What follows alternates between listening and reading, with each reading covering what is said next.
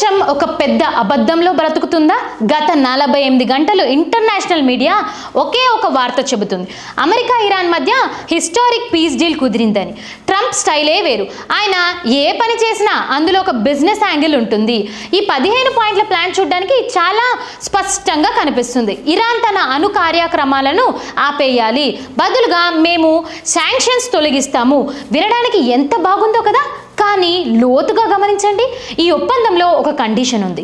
Iran తన proxy గ్రూప్లను పూర్తిగా వదిలేయాలి. అంటే అర్థం ఏంటో తెలుసా? ఇరాన్ తన 2 చేతులను తనే నరుక్కున్నట్టు.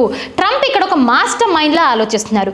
యుద్ధం చేయకుండానే శత్రువుని ఎలా చంపాలి అని చెప్పి ఇలా ప్లాన్లు వేసుకుంటూ వస్తున్నారు. ఇక్కడే వస్తుంది అస్సలైన ట్విస్ట్. ఇరాన్ ఈ ప్లాన్కి ఎస్ అని చెప్పేలోపే ఇజ్రాయెల్ అటాక్ మొదలు పెట్టేసింది. అంటే అమెరికా శాంతి మంత్రం పఠిస్తుంటే దాని మిత్రదేశం ఇజ్రాయెల్ మాత్రం కత్తి దూస్తున్నట్టే. ఇది కోఆర్డినేషన్ అటాక్ కాదా? ఎందుకు అందరికన్నా ఈ స్ట్రైట్ ఆఫ్ హార్మోజ్ మీద ఉంది? ఎందుకంటే ప్రపంచానికి కావలసిన 20% ఆయిల్ ఈ చిన్న సముద్ర మార్గం నుండే వెళ్ళాలి. ఇది ప్రపంచ ఆర్థిక వ్యవస్థకు మెడ నరం లాంటిది. ఇరాన్ దగ్గర ఒకే ఒక ఆయుధం ఉంది. అదేంటో తెలుసా? ఈ హార్మోజ్ జలసంధాన్ని మూసేయడం. అలా గనక జరిగితే ఒక్క రోజులో ఆయిల్ ధర $200 దాటుతుంది. మన జేబులో ఉన్న పెట్రోల్ ధరలు ఆకాశానికి తాకుతున్నాయి. ట్రంప్కి ఇది తెలుసు. అందుకే ఆయన శాంతి అనే ముసుగు వేసి ఇరాన్ ఈ మార్గాన్ని బ్లాక్ చేయకుండా కట్టడి చేయాలని చూస్తున్నారు. ఇది పీస్ డీల్ కాదు, ఇది ఆయిల్ సెక్యూరిటీ డీల్ గా మారబోతుంది. మరి గ్లోబల్ వార్ లో భారత్ ఎక్కడ ఉంది? ఇది మనకి కూడా పరీక్షా సమయమే. మన ఎనర్జీ సెక్యూరిటీ, మన భారతీయుల భద్రత ఈ ప్రాంతంపైనే ఆధారపడి ఉంది. కానీ భారత్ ఇప్పుడు చూస్తూ కూర్చునే ప్రేక్షకుడు కాదు. మనం ఇరాన్తో స్నేహంగా ఉన్నాం, అటు అమెరికాతో కూడా వ్యూహాత్మకంగా భాగస్వామ్యంగానే కొనసాగిస్తున్నాం. ఒకవైపు యుద్ధ మేఘాలు కమ్ముకుంటున్నాయి. భారత్ తనదైన బ్యాలెన్స్తో ప్రపంచ శాంతి కోసం ప్రయాణిస్తుంది. ఎందుకంటే ప్రపంచం ఎక్కడ తగలబడినా ఆ మంటల ప్రభావం మన ఇంటి మీద పడకుండా చూసుకోవడమే మన బాధ్యతగా భారత్ తనదైన శైలిలో ముందుకు సాగుతుంది. చివరిగా ఒక్క ప్రశ్న, ట్రంప్ ఆడుతున్నది మాస్టర్ ప్లానా లేదా ఇది 3వ ప్రపంచ యుద్ధానికి నాంది పలికే కుట్రనా? కాలమే సమాధానం చెప్పాలి. కానీ ఒక్కటి మాత్రం నిజం, శాంతి ముసుగులో జరుగుతున్న ఈ చదరంగంలో అన్యాయంగా మారిపోయేది సామాన్య ప్రజలే. మీ ఇన్వెస్టిగేషన్ ఆపము. లోపల జరుగుతున్న ప్రతి కదలికను మీకు అందించడానికే మేము ఇక్కడ ఉన్నాము. మీకు ఏమనిపిస్తుంది? ట్రంప్ నిజంగానే శాంతిని కోరుకుంటున్నారా, లేక ఇరాన్ని ఉచ్చులోకి లాగుతున్నారా? మనం శాంతి ఒప్పందం అని పిలుచుకుంటున్నాం, కానీ ఈ 15వ పాయింట్ ఉంది చూసారా, ఇది ఇరాన్కు ఇచ్చిన పీస్ ఆఫర్లా లేదు, ఒక సరెండర్ డాక్యుమెంట్లా ఉంది. ట్రంప్ ఏమనుకుంటున్నారో తెలుసా?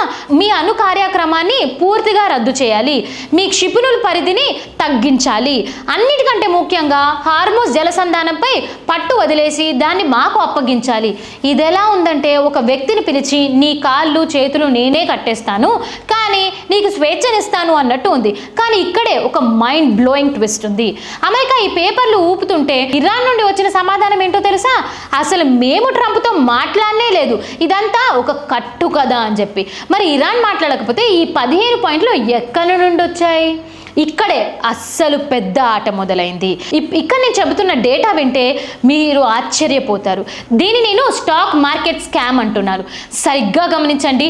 ట్రంప్ ఈ ఒప్పందం గురించి ట్వీట్ చేయగానే కేవలం 6 నిమిషాలలో గ్లోబల్ మార్కెట్ విలువ $2 ట్రిలియన్ పెరిగింది. అంటే లక్షల కోట్ల రూపాయలు నిమిషంలో పుట్టుకొచ్చేశాయి. కానీ సరిగ్గా గంట తర్వాత ఇరాన్ దీన్ని ఖండించింది. వెంటనే ఏమైంది తెలుసా? కేవలం 60 నిమిషాలలో $1 ట్రిలియన్ ఆవిరైపోయాయి.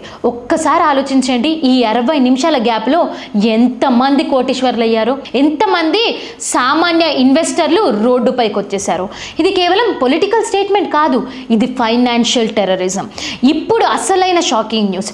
మా ఇన్వెస్టిగేషన్లో తేలింది ఏంటంటే ట్రంప్ ఈ ట్వీట్ పోస్ట్ చేయడానికి సరిగ్గా 10 నిమిషాల ముందు ఎవరో గుర్తు తెలియని వ్యక్తి ఆయిల్ ఫ్యూచర్ మీద $500 మిలియన్ భారీ బెట్ కాశారట. అంటే ఆయిల్ రేట్ పడిపోతుందని ఆ వ్యక్తికి ముందే తెలుసు. దీన్ని ఇన్సైడర్ ట్రేడింగ్ అంటారు. అంటే వైట్ హౌస్లో ఏం జరుగుతుంది, ట్రంప్ ఏం ట్వీట్ చేయబోతున్నాడో ముందుగా తెలిసిన ఇది అదృశ్య శక్తి ఎవరు? ఈ మార్కెట్లో ఎలా మారింది? ఇది యుద్ధం కాదు, ఇది ఒక పక్కాగా ప్లాన్ చేసిన బిజినెస్ డీల్. ఎవరో కూర్చొని యుద్ధ భయాన్ని అమ్ముకుంటున్నారు. రక్తం చిందించక ముందే నోట్ల కట్టలు గనిస్తూనే ఉన్నారు. ఒకవైపు ట్రంప్ తన వ్యాపార సామ్రాజ్యాన్ని కాపాడుకుంటుంటే మరోవైపు ఇరాన్ తన ఉనికి కోసం పోరాడుతుంది. కానీ ఈ మధ్యలో ఏమైపోతుంది? ఎవరు నలిగిపోతున్నారు? సరిహద్దులో తుపాకులు పట్టుకుని నిలబడే ఒక సైనికుడు నలిగిపోతున్నాడు. తన పిల్లల పెళ్లి కోసం షేర్ మార్కెట్లో పైసా దాచుకున్న ఒక మధ్య తరగతి తండ్రి నలిగిపోతున్నాడు. వీళ్ళందరి జీవితాలతో ఈ అగ్రరాజ్యాలు ఫుట్బాల్ ఆడుకుంటున్నాయి. శాంతి పేరుతో యుద్ధానికి పునాదులు వేస్తున్నారు. ఒక చేతిలో ఆలివ్ కొమ్మను చూపిస్తూ మరో చేతితో మార్కెట్ స్విచ్ ఆన్ ఆఫ్ చేస్తున్నారు. దీన్ని మనం అడగాలి. ఇదే భారత్ ఆవాజ్ నిలదీస్తుంది. ఇప్పుడు చెప్పండి, ఈ 15 పాయింట్ల ప్లాన్ శాంతి కోసమా, లేక కొందరు బిలియనియర్ల ఆస్తులు పెంచడానికా? ట్రంప్ ఆడుతున్న ఈ మాస్టర్ ప్లాన్లో ఇరాన్ చిక్కుకుందా, లేక ఇరాన్ ట్రంప్కు షాక్ ఇచ్చేసిందా? ప్రపంచానికి ట్రంప్ ఏం చెబుతున్నారు? మేము గెలిచేసాము, ఇరాన్ లొంగిపోయింది, ఇక అంతా శాంతే అని ట్రంప్ చెబుతున్నారు. యుద్ధం గెలిచేస్తున్నప్పుడు వేల సంఖ్యలో అమెరికా సైన్యాన్ని అర్ధరాత్రి వేళ మిడిల్ ఈస్ట్కి ఎందుకు తరలిస్తున్నారు? ఎందుకు అమెరికా తన అత్యంత శక్తివంతమైన యుద్ధ నౌకలను హార్మోజ్ జలసంధానం వైపు మళ్లిస్తుంది? ఎందుకంటే పైన కనిపిస్తున్న ఈ శాంతి ముసుగు వెనుక ఒక భయంకరమైన ప్రస్థానం అమెరికాను వణికిస్తుంది. ఇరాన్ కేవలం ఆకాశం నుండి బాంబులు వేసి గెలవడం అసాధ్యమని పెంటగాన్ అధికారులకి అర్థమైపోయింది. ఎందుకో తెలుసా? ఇరాన్ తన అసలైన బలాన్ని నేలపైన కాదు, నేల లోపల దాచింది. మీరు విన్నది నిజమే. ఇరాన్ దగ్గర 1 కాదు 2 కాదు, ఏకంగా 27 అండర్ గ్రౌండ్ మిస్సైల్ సిటీలు ఉన్నాయి. ఇవి కేవలం మనం చూసే కాంక్రీట్ బంకర్లు కావు. ఇవి వేల ఏళ్ల నాటి గ్రైనేట్ పర్వతాలను తొలిచి నిర్మించిన అద్దేమైన కోటలు. శాటిలైట్కి కూడా వీటి లోపల ఏం జరుగుతుందో చూడలేవు. అమెరికా దగ్గర ఉన్న బంకర్ బ్లాస్ట్ బాంబులు కూడా ఈ గ్రైనేట్ గేడల ముందు తోక ముడుస్తున్నాయి. ఈ టనల్స్ ఎంత పెద్దవంటే వీటి లోపల ట్రక్కులు ట్యాంకులు స్వేచ్ఛగా తిరగగలవు. ఒకవేళ అమెరికా పైన బాంబులు వేసి ఇరాన్ క్షిపణులు మాత్రం భూమి లోపల నుండి అగ్ని పర్వతాన్ని బయటికి వచ్చి ఇజ్రాయెల్ అమెరికా స్థావరాలను బూడిద చేయగలవు ఈ ట్యాంకర్లు. అందుకే ఆ కోటలను చూసి సూపర్ పవర్ అమెరికా సైతం వణికిపోతుంది. ఇక్కడే అసలైన స్ట్రాటజిక్ షిఫ్ట్ జరుగుతుంది. గాలిలో యుద్ధం చేసి ఇరాన్ను లొంగదీసుకోవాలని అమెరికా క్లారిటీ వచ్చేసింది. అందుకే ఇక్కడ బూట్స్ ఆన్ ద గ్రౌండ్ తప్ప మరో దారి లేదంటూ డిసైడ్ అయిపోయారు. కానీ ఇది ఎంత ప్రమాదకరమో తెలుసా? అమెరికా సైన్యం ఇరాన్ భూభాగంలోకి అడుగు పెడితే ఏమైపోతుంది? వాళ్ళు ఆత్మహత్యకు ఎదురెళ్తున్నట్టే. ఎందుకంటే ఆ గ్రనైట్ పర్వతాల మధ్య ఇరాన్ సైనికులు గొరిల్లా యుద్ధం చేయడానికి సిద్ధంగా ఉన్నారు. ప్రతి ఇంచు భూమి వారు యుద్ధ క్షేత్రంగా మార్చగలరు. మరి ట్రంప్ శాంతి అని చెబుతున్న తన సైన్యాన్ని ఈ మృత్యుగుండంలో ఎందుకు పంపుతున్నారు? ఇది శాంతి కోసం చేస్తున్న ప్రయత్నమా, లేక తన ఓటు బ్యాంకు కోసం అమెరికా సైనికుల ప్రాణాలు పణంగా పెడుతున్నారా? అసలు ఆయన ఏం ఆలోచిస్తున్నారు? ఒక్కసారి ఆలోచించండి. ఒకవైపు గ్రానైట్ కోటలు, మరోవైపు హైటెక్ ఆయుధాలు. ఈ రెండింటి మధ్య నలిగిపోతుంది ఎవరు? పాలిటిక్స్ చేసే నాయకులు సురక్షితంగా తన బంకర్లలో ఉంటారు. కానీ యుద్ధం చేసి చనిపోతున్న ఒక తల్లికి కొడుకు ఏమైపోతున్నాడు? ఒక భార్యకి భర్త ఎక్కడ మిగిలిపోతున్నాడు? ట్రంప్ మాస్టర్ ప్లాన్లో ఈ మనుషుల ప్రాణాలకు విలువ లేదా? కేవలం ఆయిల్ ధరలు, స్టాక్ మార్కెట్ స్కాముల కోసమైనా ఈ ప్రాణాలను బలిస్తున్నారా? ఇరాన్ తన గ్రానైట్ కోటల మీద నమ్మకంతో ఉంది. అమెరికా తన టెక్నాలజీ మీద నమ్మకంతో ఉంది. కానీ మానవత్వం మీద ఎవ్వరికీ నమ్మకం లేదు. ఇరాన్ గ్రైనేట్ కోటలను అమెరికా ఛేదించగలదా, లేక ఈ పర్వతాలే అమెరికా అహంకారానికి సమాధానం అవుతాయా? హార్మోజ్ వ్యూహంలో తదుపరి అడుగు ఎటెళ్తుంది? ఎవరి మీదికి వస్తుంది? ఇజ్రాయెల్ దెబ్బ, ఇరాన్ ప్రతి దెబ్బ. శాంతి ఒప్పందం ముసుగులో ఇజ్రాయెల్ చేసిన ఒక సీక్రెట్ ఆపరేషన్ ఏంటి? ఇప్పుడు మనం మాట్లాడుకోబోయేది కేవలం 2 దేశాల మధ్య యుద్ధం గురించి కాదు. మీ ఇంట్లో గ్యాస్ స్టవ్లు, మీ బైకులలో పెట్రోలు మరియు మీ కంచంలో ఉన్న అన్నం ధరల గురించి. ప్రపంచం మొత్తం ఒక్క మెడనరం మీద ఆధారపడి బతుకుతుంది. అదే స్ట్రైట్ ఆఫ్ హార్మోజ్. ప్రపంచానికి కావాల్సిన 20% క్రూడ్ ఆయిల్ ప్రవహించే ఏకైక దారి ఇదే. ఇది మూతపడితే ప్రపంచం ఊపిరి ఆగిపోతుంది. ట్రంప్ ఈ దారిని తన కంట్రోల్లోకి తీసుకోవాలని చూస్తుంటే ఇరాన్ తన ఆఖరి అస్త్రాన్ని సిద్ధం చేసుకుంటుంది. అవి మిసైల్స్ కాదు, అంతకంటే భయంకరమైన సైలెంట్ కిల్లర్స్. అవేంటో తెలుసా? ఇరాన్ దగ్గర ఉన్న అసలైన ప్లాన్ ఏంటో తెలుసా? Naval mines. ఇరాన్ దగ్గర దాదాపు 3000 నుండి 6000 వరకు ఈ సముద్ర బాంబులు ఉన్నాయి. వీటిని గుర్తించడం అమెరికా టెక్నాలజీ కూడా తలనొప్పిగా మారిపోయింది. ఒక్కసారి ఊహించుకోండి, ఒకవేళ అమెరికా బలవంతంగా ఈ మార్గాన్ని తెరవాలని చూస్తే ఇరాన్ ఈ వేల సంఖ్యలో ఉన్న బాంబులు సముద్రంలోకి వదిలేస్తుంది. ఒక్కసారి ఆ బాంబులు నీటిలోకి వెళ్తే ఏ ట్యాంకర్ కూడా ఏ దారిలో వెళ్ళడానికి సాహసించదు కూడా. ఒక చిన్న పేలుడు చాలు ప్రపంచ చమురు సరఫరా అస్తావ్యస్తం కావడానికి. అమెరికా తన యుద్ధ నౌకల్ని పంపవచ్చు, కానీ ఆ బాంబుల నుండి వాటిని కాపాడుకోవడం సాధ్యమేనా? ఇప్పుడు అస్సలైన లెక్కల్లోకి వద్దాం. ఈ హార్మోజ్ మార్గం ఒక వారం రోజులు మూతపడితే ఏమవుతుందో తెలుసా? ప్రస్తుతం $80 $70 ఉన్న క్రూడ్ ఆయిల్ ధర ఒక్క దెబ్బకి $200 దాటిపోతుంది. ఇది కేవలం నెంబర్ కాదు, ఇది ఒక ఎకనామిక్ డిజాస్టర్. అమెరికాలో ఈ ధరలు ఆకాశానికి తాకుతాయి, యూరప్ గట్టకపోతుంది. ఒకవేళ ఆయిల్ రేట్ అలా పెరిగితే గ్లోబల్ మార్కెట్ ఒక్క రోజులో కుప్ప కూలిపోతుంది. ట్రంప్ ఆడుతున్న ఈ చదరంగంలో గెలుపు ఎవరిదైనా సరే, ఓడిపోయేది మాత్రం ప్రపంచ ఆర్థిక వ్యవస్థ. భారత్ వంటి దేశాల మీద దీని ప్రభావం ఎలా ఉంటుందో ఒక్కసారి ఆలోచించండి. మనకి కావాల్సిన ఆయిల్ 80% పైగా దిగుమతి చేసుకుంటాం. పెట్రోల్ ధర $200 దాటితే సామాన్యుడు బతకగలుగుతాడా? రవాణా ఖర్చులు పెరిగితే పప్పు ఉప్పు ధరలు చుక్కలకి తాకుతూ ఉంటాయి. భారత్ ఇప్పుడు అత్యంత క్లిష్టమైన పరిస్థితిలో ఉంది. అందుకే మన దేశం ఈ వివాదంలో తటస్థంగా ఉంటూనే శాంతి కోసం గట్టిగా ప్రయత్నిస్తుంది. ఎందుకంటే హార్మోజ్లో మంటలు రేగితే ఆ వేడి మన వంటింటి వరకు వస్తుంది. ఇది ఎవరో దేశాల మధ్య యుద్ధం కాదు, ఇది మన జేబు మీద మన కడుపు మీద జరిగే దాడిలాగా మారిపోతుంది. ఇప్పుడు చెప్పండి, ట్రంప్ శాంతి ముసుగులో ఆడుతున్న ఈ గేమ్లో ప్రపంచం బలి కాబోతుందా? ఇరాన్ తన ఆఖరి అస్త్రాన్ని ప్రయోగిస్తే మన గతేంటి? హార్మోజ్ వ్యూహం ఈ శాంతి కోసం వేసిన ప్లానేనా, లేక ప్రపంచాన్ని అంధకారంలోకి నొట్టేస్తున్న కుట్రనా? అసలు ఏమైపోతుంది? మీరెప్పుడైనా డబుల్ గేమ్ గురించి విన్నారా? ఇప్పుడు ప్రపంచం కళ్ళ ముందు అదే జరుగుతుంది. ఒకవైపు డొనాల్డ్ ట్రంప్ కెమెరాల ముందు వచ్చి శాంతి శాంతి శాంతి అని చెప్పేసి మంత్రం పఠిస్తున్నారు. కానీ తెర వెనక ఏం జరుగుతుందో తెలుసా? సరిగ్గా ట్రంప్ శాంతి ఒప్పందం గురించి మాట్లాడిన కొద్ది నిమిషాలకే ఇజ్రాయెల్ యుద్ధ విమానాలు ఇరాన్లోని అత్యంత కీలకమైన ఇస్ఫాన్ ఎనర్జీ పాయింట్ పై విరుచుకుపడ్డాయి. ఇది మామూలు దాడి కాదు, ఇది ఇరాన్ వెన్నుముక్క విరిచిన ప్రయత్నం. కానీ ఇక్కడే ఒక అసలైన షాకింగ్ న్యూస్ బయటకు వచ్చింది. ఇరాన్ ఊరుకుందా? అస్సలు లేదు. ఇరాన్ తన పదనైన ప్రతి దెబ్బ రుచి చూపించింది. అమెరికా గర్వానికి చిహ్నమైన USS అబ్రహాం లింకన్ యుద్ధ నౌకపై ఇరాన్ క్షిపణులు దాడికి దిగాయి. ఒక్కసారి ఆలోచించండి, ప్రపంచంలోనే అత్యంత శక్తివంతమైన నవికా దళం అని చెప్పుకున్న అమెరికా నౌకపై దాడి జరగడం అంటే అది చిన్న విషయం కాదు.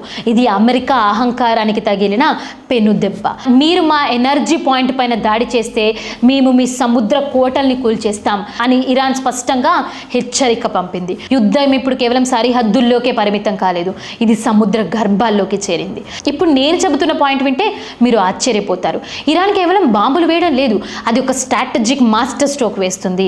ఇజ్రాయెల్ దేశంలో 60% ఆఫ్ తాగునీరు సముద్రపు నీటిని శుద్ధి చేసే డిజైలేషన్ ప్లాంట్స్ నుండే వస్తుంది. ఇరాన్ ఇప్పుడు సరిగ్గా వీటినే టార్గెట్గా ఎంచుకుంది. ఒక్కసారి ఊహించుకోండి, ఆ పాయింట్ కనుక ధ్వంసమైతే ఇజ్రాయెల్ సైన్యం దగ్గర తుపాకులు ఉంటాయి కానీ తాగడానికి చుక్క నీరు కూడా ఉండదు. అంటే యుద్ధం ఇప్పుడు తుపాకులతో కాదు, నీరు మీద కరెంటు కోసం జరుగుతుంది. ఇది అసిమెట్రిక్ వార్ఫేర్, అంటే శత్రువుని ప్రాణాలతోనే ఉంచి వారి గొంతు ఎండేలా చేయడం. ఈ టెరఫిక్ పొరలో ఎవరి టెక్నాలజీ గొప్పది అనేది పక్కన పెడితే నష్టపోయేది మాత్రం సామాన్య ప్రజలే. ఒకవైపు ఇజ్రాయెల్లో కరెంట్ లేక హాస్పిటల్లో ఆగిపోయే ప్రమాదం ఉంది, మరోవైపు ఇరాన్లో ఇంధనం లేక జనం అల్లాడిపోతున్న స్థితి చూస్తున్నాం. ఇది కేవలం రెండు దేశాల ఈగోల మధ్య జరుగుతున్న యుద్ధం కాదు, ఇది కోట్లాది మంది ప్రజల కనీస అవసరాల మీద జరుగుతున్న దాడి. నాయకులు తమ వ్యూహాల గురించి గొప్పగా చెప్పుకుంటున్నారు, కానీ ఆ వ్యూహాల కింద నలిగిపోతున్న మనలాంటి సామాన్యుల గురించి ఎక్కడ, వాడి భవిష్యత్తు గురించి ఎక్కడా మాట్లాడట్లేదు. ఇప్పుడు చెప్పండి, ఇది ట్రంప్ ఆడుతున్న మాస్టర్ ప్లానా, లేక ఇజ్రాయెల్ ఇరాన్లు కలిసి ప్రపంచంలో మూడో యుద్ధం వైపు నెడుతున్నాయా? యుద్ధం ఇప్పుడు ఆయుధాల నుండి అవసరాలకు మారిపోయింది. ఇప్పటి వరకు మనం ఇరాన్ గ్రేటర్ కోటలు చూసాం, ట్రంప్ 15 పాయింట్ల ప్లాన్ చూసాం, ఇజ్రాయెల్ దాడులు చూసాం. కానీ ఈ రణరంగంలో అసలు గెలుస్తుంది ఎవరు? అమెరికానా? కానే కాదు. ఇజ్రాయెలా? కానే కాదు. ఇరానా? అస్సలు కాదు. ఈ యుద్ధంలో అమెరికా ఆయుధాలు ఖర్చు అవుతున్నాయి, వారి డాలర్లు ఆవిరైపోతున్నాయి. కానీ పక్కనే కూర్చొని చైనా ఏం చేస్తుంది? చైనా నోట్స్ రాసుకుంటుంది. అవును, మీరు విన్నది నిజమే. ప్రపంచం మొత్తం మంటల్లో ఉంటే చైనా మాత్రం ఆ మంటల వెలుగులో తన భవిష్యత్తును వెతుక్కుంటుంది. ఇది కేవలం యుద్ధం కోసం కాదు, ఇది అమెరికా పతనానికి చైనా వేసిన సైలెంట్ ట్రాప్. ఇక్కడ ఒక పాయింట్ గమనించండి, ఇరాన్ వేస్తున్న ప్రతి మిసైల్, ఇజ్రాయెల్ వాడుతున్న ప్రతి డిఫెన్స్ సిస్టమ్, వీటన్నిటి డేటాను చైనా లైవ్లో గమనిస్తుంది. గమనిస్తుంది.